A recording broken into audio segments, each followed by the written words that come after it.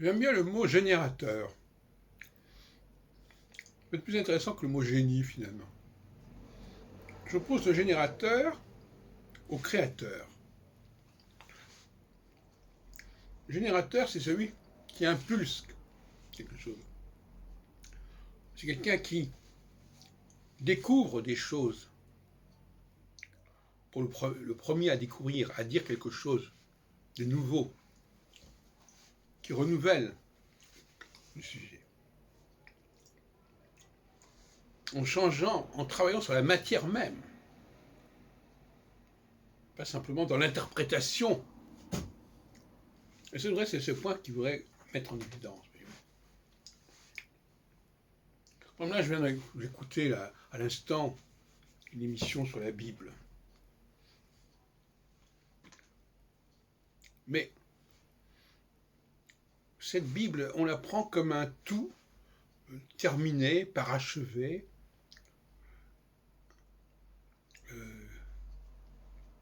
immaculé, si on peut dire. Donc ce n'est pas du tout le cas. Le générateur, c'est celui qui revivifie les choses aussi. Qui leur redonne leur dimension première. Qui retrouve la source des choses. En revanche, le créateur, au sens où je l'entends maintenant, c'est quelqu'un qui va produire quelque chose d'une façon synthétique, qui va rajouter par-dessus, qui croit que l'interprétation, réinterpréter les textes, suffit à leur redonner leur pleine dimension. Ça, c'est une illusion. Leur pleine dimension, c'est de leur redonner leur vérité première, leur structure première, et les débarrasser de toutes sortes de corruptions, de scories qu'ils ont pu accumuler, de les délester. Dans le cas de Nostradamus, par exemple, il ne suffit pas de dire « je vais vous interpréter tel quatrain des centuries », etc. Les gens qui arrivent comme ça en disant « voilà, moi, j'interprète.